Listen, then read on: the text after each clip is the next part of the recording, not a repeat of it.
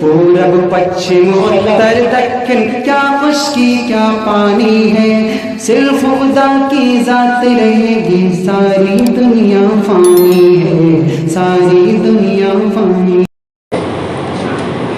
फिर ये है कि अल्लाह तबारक व तआला ने एक जगह इरशाद फरमाया, इन्ना नहनु नज़्ज़लना ज़िक्र व इन्ना लहू लहाफ़िज़ून, कि हमने कुरान पाक को नाजिल किया है और हम ही इसकी हिफाजत करने वाले हैं, हम ही इसकी हिफाजत करेंगे। रमज़ान को माह कुरान भी कहा जाता है। माह कुरान इसलिए कहा जाता है कि कुरान का और रमज़ान का एक गहरा रब्त है। जो लोग कुरान पाक पढ़ना जानते हैं और जो लोग रमज़ानुल मुबारक में कुरान पाक की तिलावत करते हैं और दीगर दिनों में तिलावत करते हैं और रमज़ान में रोज़े की हालत में तिलावत करते हैं, उनका अगरचे वो समझते नहीं, एक लफ्ज़ का माना और मतलब भी नहीं समझते, लेकिन उनकी तिलावत करने का मज़ा ही बदल जाता है।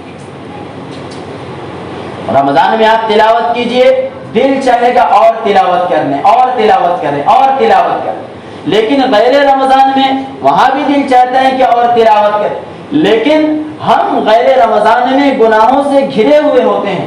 गुनाहों की नहुसत चारों तरफ से हमें घेर लेती है और रमज़ानुल मुबारक में चारों तरफ से अनवार और बरकत, मस्जिद में तिलावत का माहौल, घर में तिलावत का माहौल।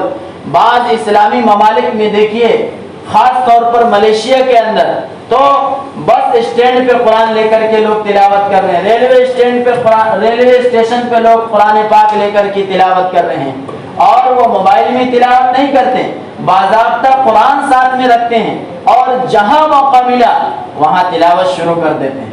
इसका मतलब ये है कि वो हर वक्त बावजू ही रहते हैं। तो कुरान को रमज़ान को माह कुरान इसलिए कहा गया कि इसमें अल्लाह तबारक व तआला की तरफ से ऐसे अनवारात और बरकत की बारिश होती हैं कि आदमी का दिल खुद नेकी करने को चाहता है।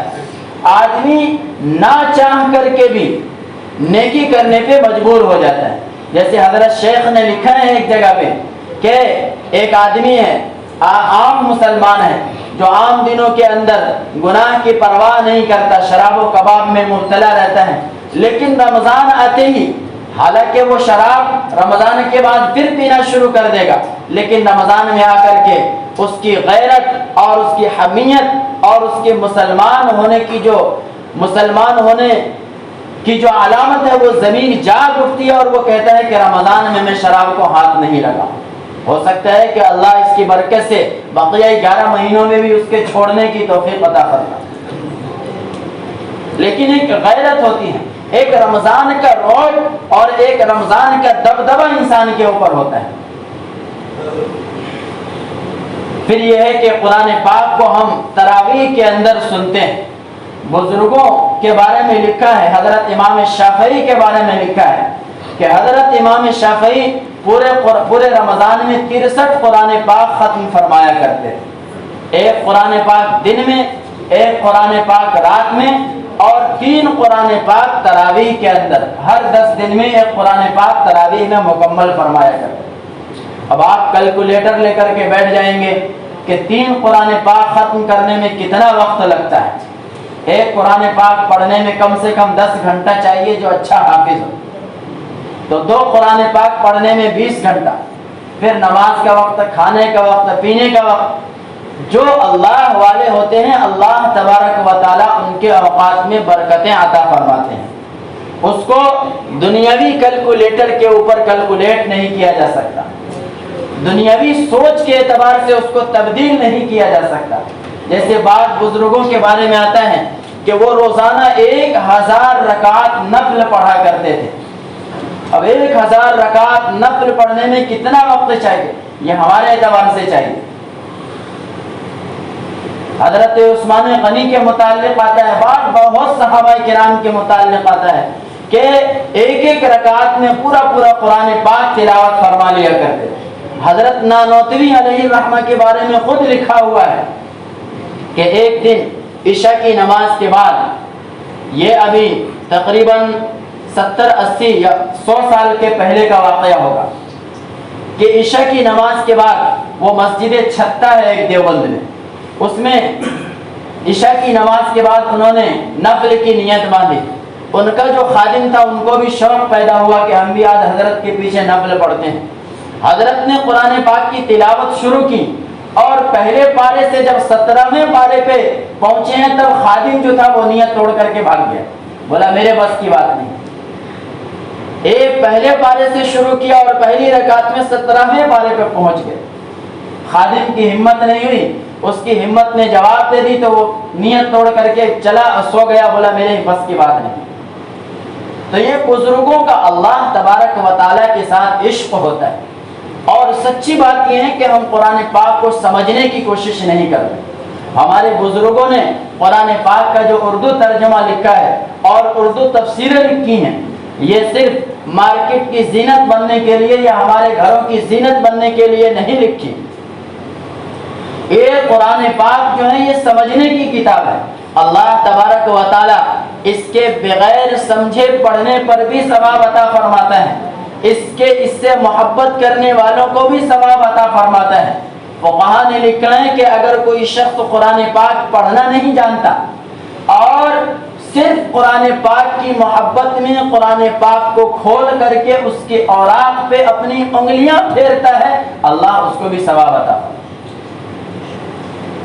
ایک کے متعلق آپ نے سنا ہوگا، وہ کہیں جا رہا تھا، راستے میں قرآن کے کچھ اوراق یا قرآن پاک کا چھوٹا سا ورق پڑا ہوا تھا، حالانکہ وہ شراب میں مست تھا۔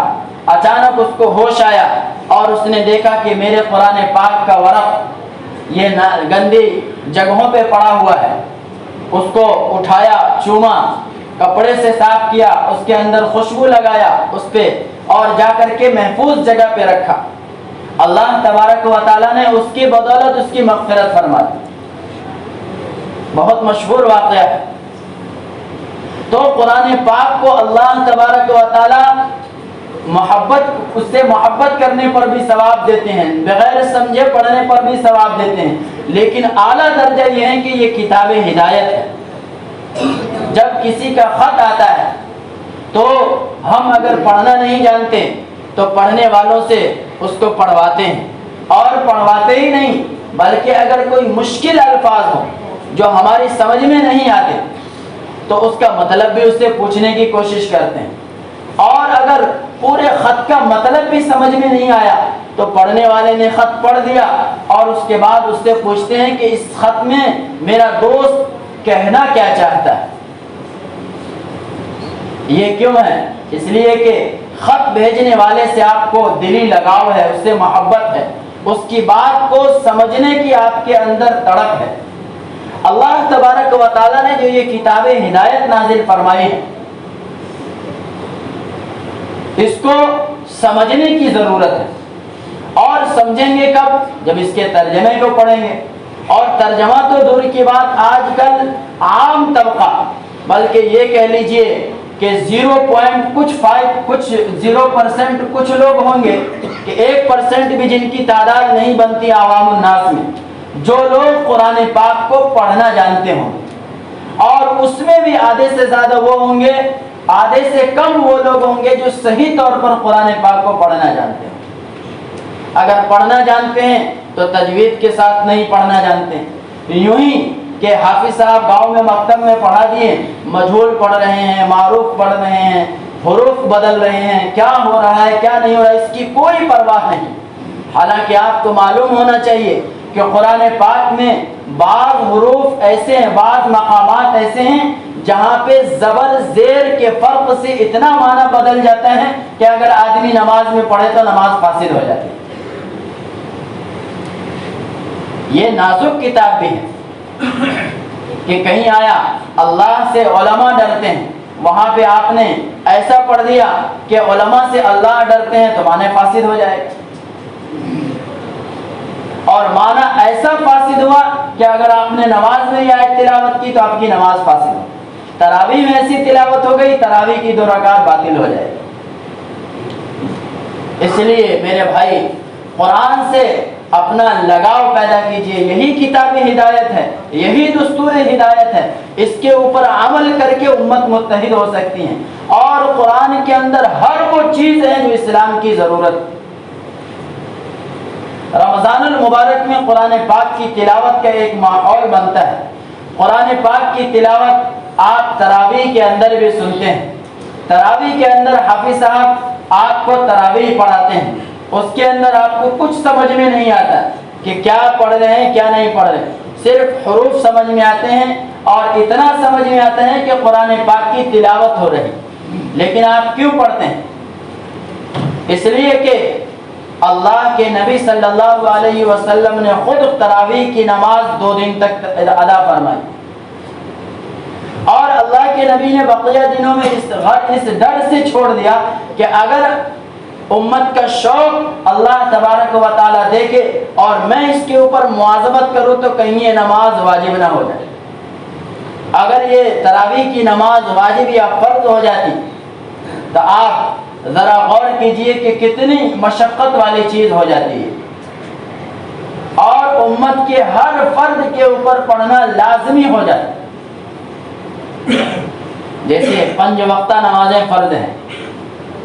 لوگ 5 وقتہ نماز کے متعلق بھی مسئلہ پوچھتے ہیں کہ ہم نماز نہیں پڑھتے, ہمارے ابا نماز نہیں پڑھتے تھے, ان کا کیا کرنا؟ اگر صحت و تندرستی کی حالت میں نماز نہیں پڑھتے تھے تو فدیہ وغیرہ دینے سے کام نہیں چلتا. نماز جب آدمی صحت و تندرستی کی حالت میں ہے تو اس کے اوپر ہر حال میں فرض ہے. اگر نہیں پڑھے گا تو یہ حقوق اللہ ہے, اللہ تبارک و تعالیٰ باز و پرس فرمائیں گے. اور تراویح کا حال ہمارا یہ ہے کہ اولاً تو یہ ہے کہ عام طبقہ پڑھنے کے لیے آتا نہیں, اور جو لوگ آتے ہیں اس میں بھی بیٹھے رہتے ہیں. اور جب پہلی رکعت میں حافظ صاحب رکوع کے لیے جانے والے ہوتے ہیں, اندازہ ہو جاتا ہے, پٹ سے کھڑے ہو کر کے نیت باندھ لیتے ہیں اور جھٹ سے رکوع میں چلے جاتے ہیں.